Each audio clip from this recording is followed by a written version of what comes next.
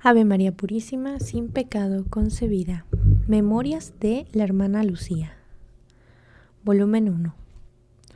Biografía de la hermana Lucía.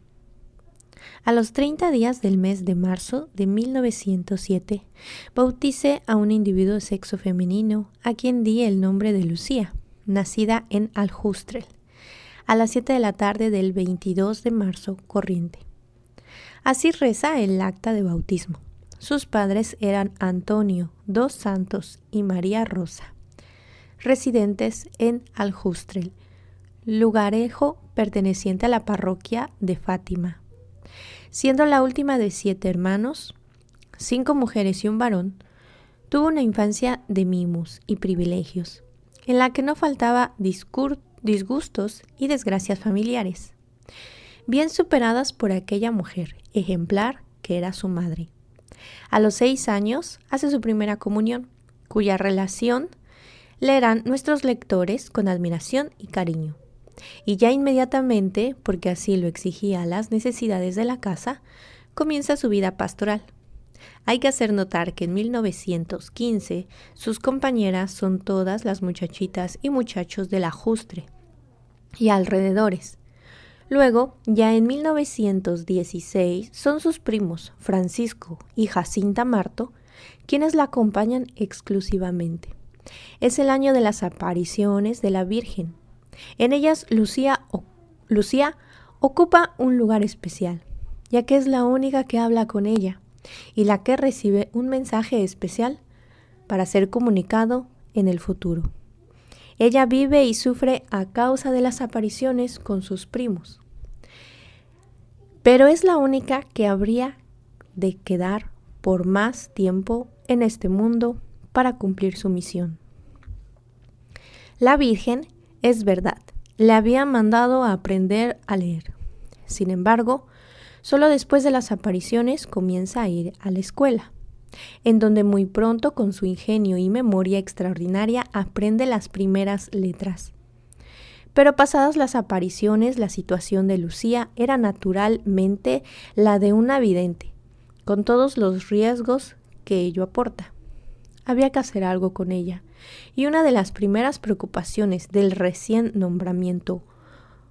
nombrado primer obispo de la diócesis restaurada de Leiria fue atender a su educación y retraerla de los peligros que podría sufrir en aquel medio ambiente de milagrería y maravillosismo. Y el día 17 de junio de 1921, por la mañana, entraba como educanda en el colegio que las hermanas de Santa Dorotea tienen todavía en el Vilar, hoy ya unido a Oporto. Recojamos un retrato fisionómico de la época que responde perfectamente a las fotografías conocidas: cabeza alta y ancha, ojos castaños y grandes y vivos, cejas poco densas, nariz chata, boca ancha, labios gruesos, barbilla redonda, cara algo más de lo natural, cabellos rubios y finos, de estatura baja, pero alta para su edad, entonces 13 años y 6 meses. Facciones vasta, pero rostro simpático, aire de gravedad y de inocencia, viva, inteligente, pero modesta y sin pretensiones, manos gruesas de trabajo y de tamaño regular. La jovencita Lucía entra en el colegio de Oporto con 14 años y 3 meses. Allí recibe una educación moral y religiosa excelente. La educación cultural es muy deficiente, puesto que apenas pasa de la instrucción primaria, y desde luego la preparación de labores femeninas es muy buena. Pero la pequeña Lucía, con su gran talento, con su gran memoria y con su tesón y seriedad de conducta, habría de sacar todo ello una formación que podríamos llamar suficientemente completa. Lucía, ya antes de entrar en el colegio, había tenido algunos vagos deseos de consagrarse a Dios en la vida religiosa. En el colegio, la intensa vida de piedad que se cultivaba le hizo reflexionar, y la primera idea fue para las carmelitas.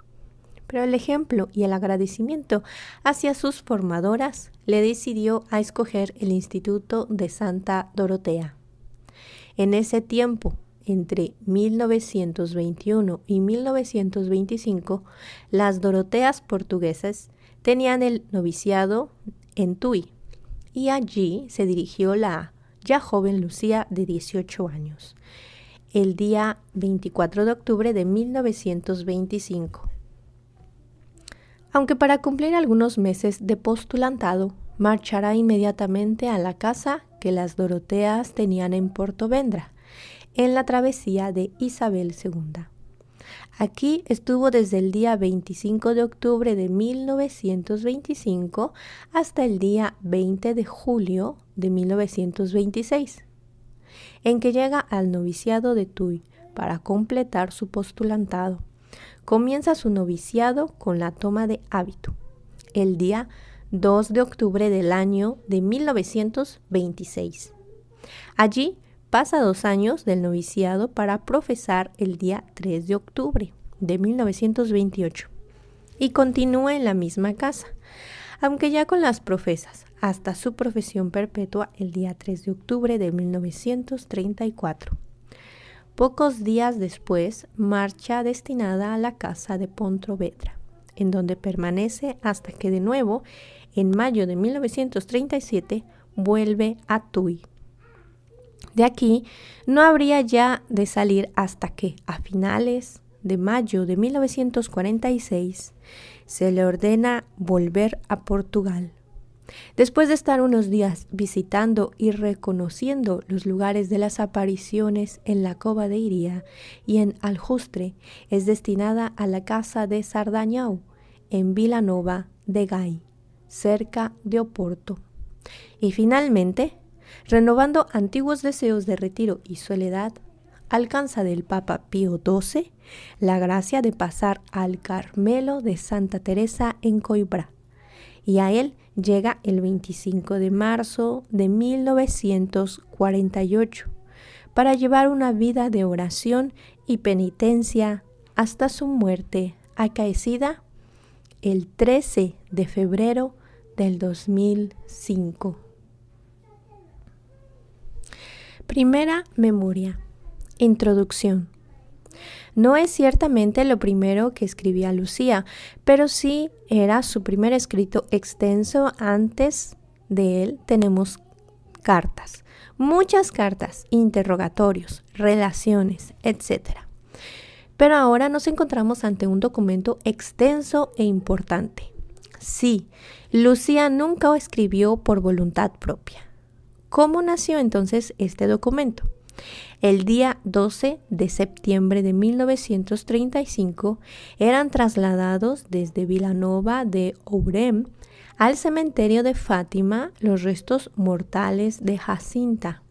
Con esta ocasión se hicieron varias fotos al cadáver, una de las cuales el señor obispo envió a la hermana Lucía, que entonces se encontraba en la casa de Pontevedra.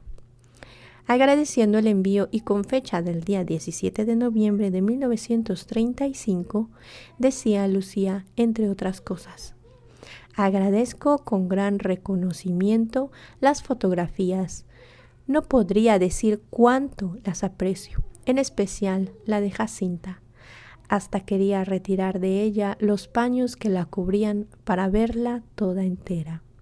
Estaba toda abstraída. Tal era mi alegría de volver a verla, amiga más íntima de mi infancia. Tengo la esperanza que el Señor, para la gloria de la Santísima Virgen, le concederá la aureola de la santidad.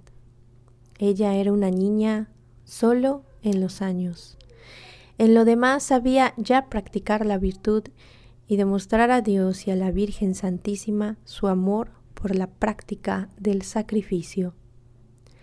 Estos recuerdos tan vivos de Lucía sobre su primita Jacinta indujeron al señor obispo a mandarle escribir todo lo que recordase sobre ella, y en efecto, el escrito, comenzando en la segunda semana de diciembre, estaba terminado el día de Navidad de 1935. Es decir, en menos de 15 días Lucía redactaba este escrito que conserva una unidad perfecta y que hace una semblanza de Jacinta y su interior. En este escrito queda iluminado con esa luz de Fátima, que es el corazón inmaculado de María. El contenido del mismo escrito nos da, sobre todo, una semblanza de Jacinta, tomada de los recuerdos de Lucía. No era, por tanto, darnos una historia de las apariciones. Estas aparecen como marco necesario en la figura de Jacinta, y el estilo se vuelve siempre sencillo y familiar. Y hasta diríamos en ocasiones infantil, porque el ambiente y el asunto así lo exigían. Lucía nunca perdió el sentido realista de las cosas que trataba. Prólogo. Subtema 1. Oración y obediencia. Excelentísimo y reverendísimo señor obispo, después de haber implorado la protección de los santísimos corazones de Jesús y de María, tierna Madre nuestra, de haber pedido luz y gracia a los pies del sagrario, para no escribir nada que no fuera única y exclusivamente para gloria de Jesús y de la Santísima Virgen, y a pesar de mi repugnancia por no poder decir casi nada de Jacinta sin que directa o indirectamente hable de mi ser miserable, aquí estoy cumpliendo la orden dada. Obedezco, sin embargo, a la voluntad de vuestra excelencia reverendísima, que es para mí la expresión de la voluntad de nuestro buen Dios. Comienzo pues este trabajo pidiendo a los santísimos corazones de Jesús y de María que se dignen bendecirlo y que acepten este acto de obediencia en favor de la conversión de los pobres pecadores, por los cuales esta alma tanto se sacrificó. Bien sé que vuestra excelencia reverendísima no espera de mí un escrito acabado, ya que conoce mi incapacidad e insuficiencia. Iré pues contando a vuestra excelencia reverendísima lo que recuerdo sobre esta alma de la que nuestro buen Dios me hizo la gracia de ser la más íntima confidente y de la que conservo la mejor añoranza, estima y respeto, a causa de la alta idea que tengo de su santidad. Subtema 2. Silencio sobre algunos asuntos. Excelentísimo y reverendísimo Señor, no extrañará que pretenda guardar secretos y lecturas para la vida eterna.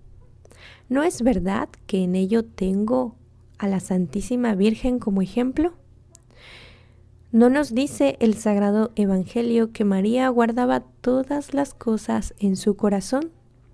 ¿Y quién mejor que este inmaculado corazón nos podría descubrir los secretos de la divina misericordia? Y sin embargo, se los llevo guardados, como en un jardín cerrado, para el palacio del Divino Rey. Todavía me acuerdo de una máxima que me dio un venerable sacerdote cuando yo tenía solo 11 años. Fue, como tantos otros, a hacerme algunas preguntas. Entre otras, me interrogó acerca de un asunto del que yo no quería hablar, y después de haber deshojado todo su repertorio de interrogantes, sin conseguir obtener sobre tal asunto una respuesta satisfactoria, y comprendiendo tal vez que tocaba un asunto demasiado delicado, el venerable sacerdote, bendiciéndome, dijo: «Haces bien, hija mía, porque el secreto de la hija del rey debe permanecer oculto en el fondo de su corazón».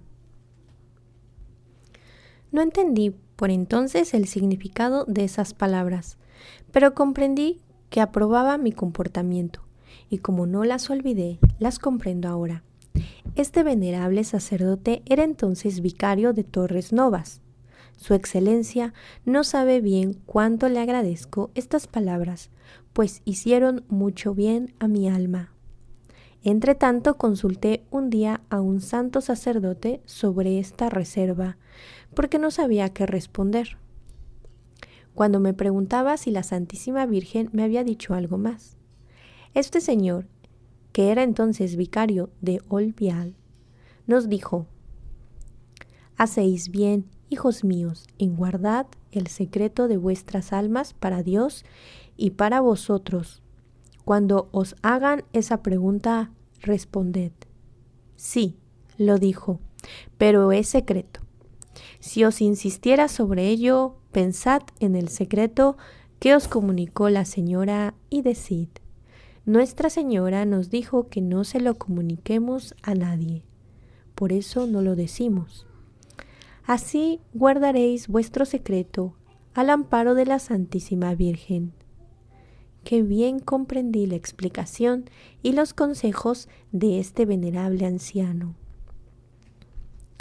Estoy gastando demasiado tiempo en este preludio, y vuestra excelentísima y reverendísima me dirá que no sabe a qué viene todo esto.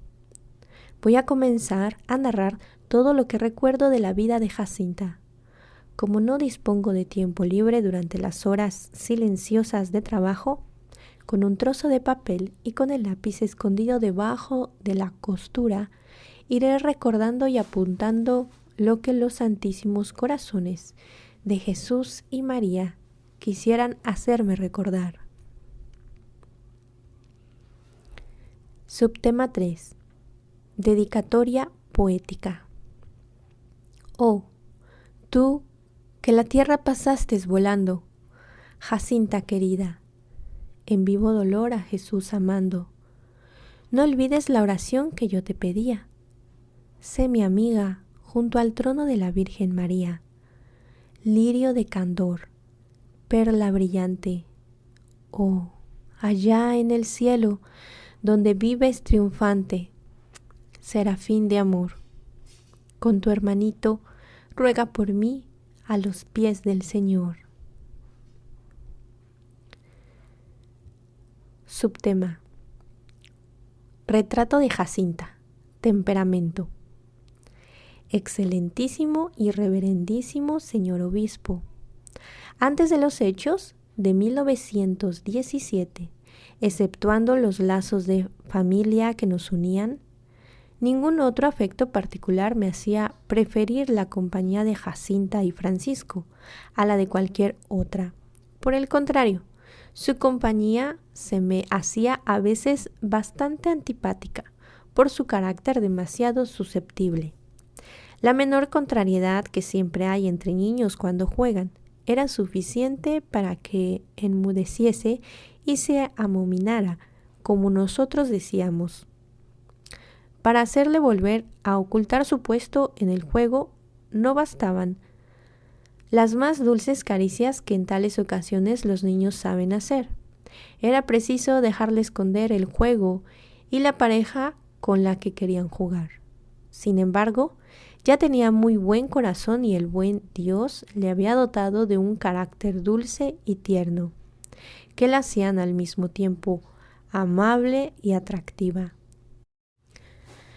No sé por qué tanto Jacinta como su hermano Francisco sentían por mí una predilección especial y me buscaban casi siempre para jugar. No les gustaba la compañía de otros niños y me pedían que fuese con ellos junto a un pozo que tenían mis padres en el huerto. Una vez allí Jacinta escogía los juegos con los que íbamos a entretenernos. Los juegos preferidos eran casi siempre jugar a las chinas y a los botones, sentados a la sombra de un olivo y de 2 ciruelos sobre las losas. Debido a este juego que vi muchas veces en grandes apuros, porque cuando nos llamaban a comer, me encontraba sin botones en el vestido, pues casi siempre ella me los había ganado, y esto era suficiente para que mi madre me regañase. Era preciso coserlos deprisa. Pero, ¿cómo conseguir que ella me los devolviera si, además de enfadarse, tenía también el defecto de ser agarrada? Quería guardarlos para el juego siguiente y así no tener que arrancar los suyos. Solo amenazándola de que no volvería a jugar más, era como los conseguía. Algunas veces no podía atender los deseos de mi amiguita. Mis hermanas mayores eran una tejedora y la otra costurera. Pasaban los días en casa y las vecinas pedían a mi madre poder dejar a sus hijos jugando conmigo en el patio de mis padres, bajo la vigilancia de mis hermanas, mientras ellas marchaban al trabajo de campo. Mi madre decía siempre que sí, aunque costase a mis hermanas una buena parte del tiempo. Yo era entonces la encargada de entretener a los niños y de tener cuidado para que no cayesen en un pozo que había en el patio. 3 grandes higueras resguardaban a los niños de los ardores del sol. Sus ramas servían de columpio y una vieja era hacia el comedor. Cuando en estos días venía Jacinta con su hermano a llamarme para ir a su retiro, les decía que no podía ir, pues mi madre me había mandado a quedarme allí. Entonces los pequeños se resignaban con desagrado y tomaban parte en los juegos. En las horas de la siesta, mi madre daba a sus hijos el catecismo, sobre todo cuando se aproximaba la Cuaresma, porque decía: no quiero quedar avergonzada cuando el prior os pregunte la doctrina. Entonces todos aquellos niños asistían a nuestras lecciones de catecismo. Jacinta también estaba allí. Subtema: delicadeza del alma. Un día uno de aquellos pequeños acusó a otro de haber dicho algunas palabras poco convenientes. Mi madre le reprendió con toda severidad, diciéndole que aquellas cosas feas no se decían, que era pecado y que el niño Jesús se disgustaba y mandaba al infierno a los que pecaban y no se confesaban. La pequeñita no olvidó la lección.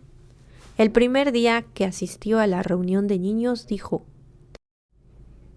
¿no te deja ir hoy tu madre? No. Entonces me voy a mi patio con Francisco. ¿Y por qué no te quedas aquí? Mi madre no quiere que nos quedemos cuando estén estos. Dijo que nos fuéramos a jugar a nuestro patio. No quiere que aprendamos cosas feas que son pecado y no gustan al niño Jesús. Después me dijo muy bajo al oído: si tu madre te deja, ¿vendrás a mi casa? Sí. Entonces ve a pedírselo. Y tomando la mano de su hermano, se fue a su casa. Como ya dije, uno de sus juegos favoritos era la de las prendas. Como vuestra excelentísima reverendísima sabe, el que gana manda, al que pierde hacer las cosas que le parezca. A ella le gustaba mandar, correr detrás de las mariposas hasta cazar una y llevarla. Otras veces mandaba a tomar la flor que a ella le pareciese. Un día que jugábamos en casa de mi padre, me tocó a mí mandarle a ella. Mi hermano estaba sentado junto a la mesa escribiendo. Le mandé que le diera un abrazo y un beso, pero ella respondió: eso no, mándame otra cosa. ¿Por qué no me mandas a besar a aquel Cristo que está allí? Era un crucifijo que estaba colgado en la pared. Pues sí, le respondí. Sube encima de una silla, tráelo aquí y de rodillas le das 3 abrazos y 3 besos, uno por Francisco, otro por mí y otro por ti. A nuestro Señor le doy todos los que quieras. Y corrió a buscar el crucifijo, lo besó y lo abrazó con tanta devoción que nunca más me olvidé de aquello. Después mira con atención al Señor y pregunta: ¿por qué está nuestro Señor así clavado en una cruz? Porque murió por nosotros. Cuéntame, ¿cómo fue? Subtema: amor a Cristo crucificado. Mi madre, por la tarde solía contarnos cuentos. Y entre los cuentos de hadas encantadas, princesas doradas, palomas reales, que nos contaba mi padre y hermanas mayores, nos narraba ella la historia de la Pasión, de San Juan el Bautista, etc. Yo conocía pues la Pasión del Señor como una historia, y como para mí no era necesario oír las historias 2 veces, pues con solo oírla una vez no se me olvidaba un solo detalle. Comencé a contar a mis compañeros la historia de nuestro Señor, como yo la llamaba, con todo detalle. Cuando mi hermana, al pasar junto a nosotros, se dio cuenta de que teníamos el crucifijo, nos lo quitó y nos riñó diciendo que no quería que tocásemos las imágenes de los santos. Jacinta, levantándose, fue junto a mi hermana y le dijo: «María, no te enfades, fui yo, pero no lo volveré a hacer». Mi hermana le hizo una caricia y nos dijo que fuésemos a jugar fuera, pues en casa no dejábamos nada quieto en su lugar. Así nos fuimos a contar nuestras historias encima del pozo, del que ya hablé, y porque estaba escondido detrás de unos castaños, de un montón de piedras y de un matorral. Lo habíamos de escoger, unos años más tarde, como celda de nuestros coloquios, de fervorosas oraciones, y también excelentísimo y reverendísimo señor obispo, para decir todo, para llorar lágrimas, a veces bien amargas. Mezclábamos nuestras lágrimas a sus aguas, para beberlas de nuevo de la misma fuente donde las derramábamos.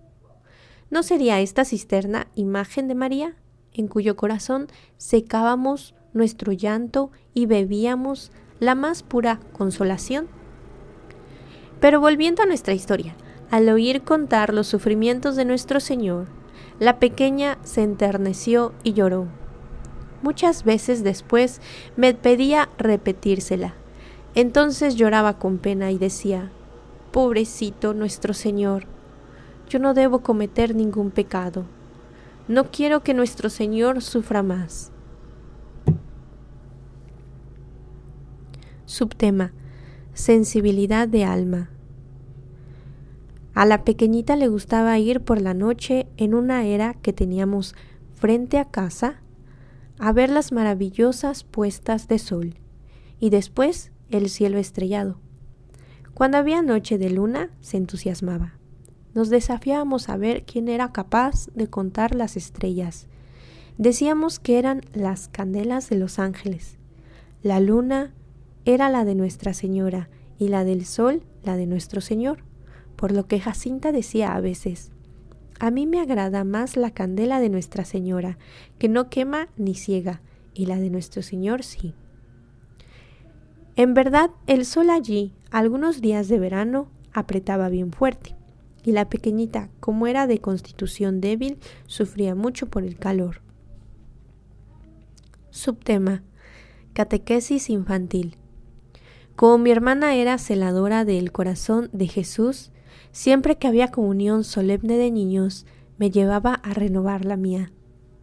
Mi tía llevó unas veces a su hija a ver la fiesta. La pequeñita se fijó en los ángeles que echaban flores. Desde ese día, de vez en cuando se separaba de nosotros cuando jugábamos. Tomaba una brazada de flores y venía a tirármela. «Jacinta, ¿por qué haces eso?» «Hago como los angelitos, te echo flores». Mi hermana tenía la costumbre en una fiesta anual, que debía de ser la de Corpus Christi, de vestir a algunos angelitos, para que fuesen al lado del palio, en la procesión, echando flores. Como yo era siempre una de las designadas, una vez cuando mi hermana me probó el vestido, conté a Jacinta la fiesta que se aproximaba, cómo yo iría a echar flores a Jesús. La pequeñita me pidió entonces que intercediese ante mi hermana para que la dejase a ella también. Mi hermana dijo que sí. Le probó también un vestido y en el ensayo nos dijo cómo deberíamos echar las flores al niño Jesús. ¿Y nosotras le veremos? Sí, le respondió mi hermana. Lo lleva el señor prior. Jacinta estaba muy contenta y preguntaba continuamente si faltaba mucho para la fiesta. Llegó por fin el ansiado día, y la pequeña estaba loca de contento. Nos colocaron a las dos al lado del altar, y durante la procesión al lado del palio, cada una con su cesto de flores. En los sitios señalados por mi hermana, yo tiraba a Jesús las flores. Jacinta estuvo todo el tiempo pendiente del prior, y por muchas señales que le hice no conseguí que echase ni una sola flor. Miraba continuamente al señor prior y nada más. Al terminar la función, mi hermana nos sacó de la iglesia y preguntó: «Jacinta, ¿por qué no echaste las flores a Jesús?» «¿Por qué no lo vi?» Después me preguntó: «¿Tú vistes al niño Jesús?» «No, pero tú sabes que el niño Jesús no se ve porque está escondido en la hostia que recibimos cuando comulgamos». «¿Y tú, cuando comulgas, hablas con él?» «Sí». «¿Y por qué no lo ves?» «Porque está escondido. Voy a pedir a mi madre que me deje ir también a comulgar». «El señor prior no te dará sin tener los 10 años, pero tú aún no los tienes y ya comulgaste, porque sabía toda la doctrina, y tú no la sabes». Me pidieron entonces que se le enseñase. Así me constituí en catequista de mis 2 compañeros, que aprendían con un entusiasmo único. Cuando me preguntaban respondía a todo, pero al enseñar me acordaba de pocas cosas, por lo que Jacinta me dijo una vez: «Enséñanos más cosas, porque esas ya las sabemos». Le confesé que no las sabía sino cuando me las preguntaban, y añadí: «Pide permiso a tu madre para ir a la iglesia y así aprenderás más». Los 2 pequeñitos que deseaban recibir a Jesús escondido, como ellos decían, fueron a hacer la petición a su madre. Mi tía, aunque dijo que sí, los dejaba ir muy pocas veces. Luego iban muy poco, pues decían que la iglesia estaba bastante lejos y que eran muy pequeñitos para comulgar. El prior no le daría la Sagrada Comunión hasta después de los 10 años. Jacinta continuamente me hacía preguntas sobre Jesús escondido. Recuerdo que un día me preguntó: «¿Cómo es que tantas personas reciben al mismo tiempo a Jesús escondido? ¿Es un bocadito para cada uno?» «No. ¿No ves que son muchas formas y en cada forma hay un niño Dios?» ¿Cuántos disparates le habré dicho? Subtema: Jacinta la pastorcita. Entretanto, señor obispo, llegué a la edad en que mi madre mandaba a sus hijos a guardar el rebaño. Mi hermana Carolina había cumplido 13 años y era necesario que se pusiera a trabajar. Por ello mi madre me entregó al cuidado del rebaño. Di la noticia a mis compañeros y les dije que ya no podría jugar más con ellos. Ellos, como no les gustaba separarse, fueron a pedirle a su madre que les dejase venir conmigo, pero les fue negado. Tuvieron que aguantarse, aunque ellos venían casi todos los días al anochecer, a esperarme al camino y desde allí marchábamos a la era. Dábamos algunas corridas, mientras esperábamos que Nuestra Señora y los ángeles encendiesen sus candelas y las asomasen a las ventanas para alumbrarnos. Como decíamos, cuando no había luna decíamos que la lámpara de Nuestra Señora no tenía aceite. A los 2 pequeños les costaba mucho separarse de mí. Por ello, pedían continuamente a su madre que les dejase también a ellos guardar su rebaño.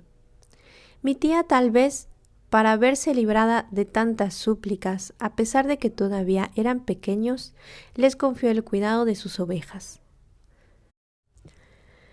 Radiantes de alegría fueron a darme la noticia y a planear cómo juntaríamos todos los días nuestro rebaño. Cada uno abriría el suyo a la hora que lo mandase su madre. El primero esperaría al otro en el barreiro. Así llamábamos a una pequeña laguna que había en el fondo de la sierra. Una vez juntos decíamos cuál sería el pasto del día. Y para allá íbamos felices y contentos, como si fuéramos a una fiesta. Aquí tenemos, excelentísimo y reverendísimo señor obispo, a Jacinta en una nueva vida de pastorcita. A las ovejas nos las ganábamos a fuerza de distribuir entre ellas nuestra merienda. Por eso cuando llegábamos al pasto podíamos jugar tranquilos, porque ellas no se apartaban de nosotros. A Jacinta le agradaba mucho oír el eco de su voz en el fondo de los valles. Por ello, uno de nuestros entretenimientos era sentarnos en un peñasco del monte y pronunciar nombres en voz alta. El nombre que mejor eco hacía era el de María.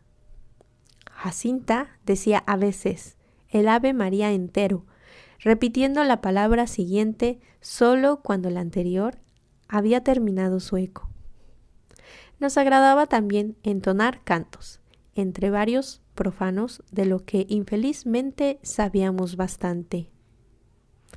Jacinta prefería Salve nobre padroeia, Virgen pura. Anjos cantai conmigo. Éramos, sin embargo, muy aficionados al baile. Cualquier instrumento que oíamos tocar a los otros pastores nos hacía bailar. Jacinta, a pesar de ser tan pequeña, tenía para eso un arte especial. Nos había recomendado que después de la merienda rezáramos el rosario, pero como todo el tiempo nos parecía poco para jugar, encontramos una buena manera de acabar pronto. Pasábamos las cuentas diciendo solamente Ave María, Ave María, Ave María. Cuando llegábamos al fin del misterio, decíamos muy despacito simplemente Padre Nuestro. Y así, en un abrir y cerrar de ojos, como se suele decir, teníamos rezado el rosario. A Jacinta le agradaba mucho tomar los corderitos blancos, sentarse con ellos en brazos, abrazarlos, besarlos, y por la noche traérselos a casa a cuesta para que no se cansasen. Un día, al volver a casa, se puso en medio del rebaño. Jacinta, ¿para qué vais ahí en medio de las ovejas?, pregunté. Para ser como nuestro Señor, que en aquella estampa que me dieron también estaba así, en medio de muchas y con una en los hombros. Subtema: Primera aparición. He aquí, excelentísimo y reverendísimo señor obispo, poco más o menos, como pasaron los 7 años que tenía Jacinta, cuando apareció hermoso y risueño, como tantos otros, el día 13 de mayo de 1917. Escogimos este día por casualidad, si es que en los designios de la divina providencia existe la casualidad, para apacentar nuestro rebaño, la propiedad perteneciente a mis padres, llamada Cova de Iría. Determinamos, como de costumbre, el lugar de apacentar junto al barreiro, del que ya hablé a vuestra excelentísima reverendísima. Tuvimos por eso que atravesar el erial, lo que nos hizo el camino doblemente largo. Por ello fuimos muy despacio para que las ovejas fuesen pastando por el camino.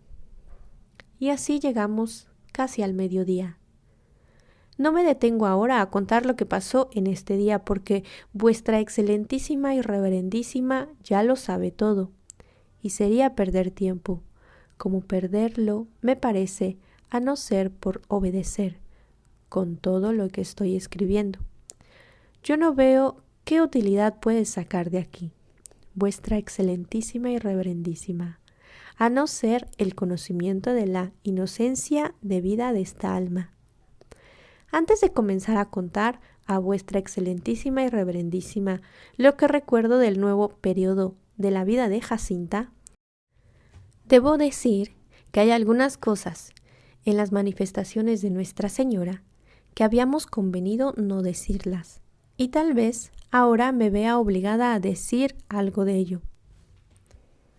Para aclarar, ¿dónde fue Jacinta a beber tanto amor a Jesús, al sufrimiento y a los pecadores por la salvación de los cuales tanto se santificó? Inmaculado Corazón de María, sé la salvación del alma mía. Hermana Lucía, San Francisco y Santa Jacinta, rueguen por nosotros.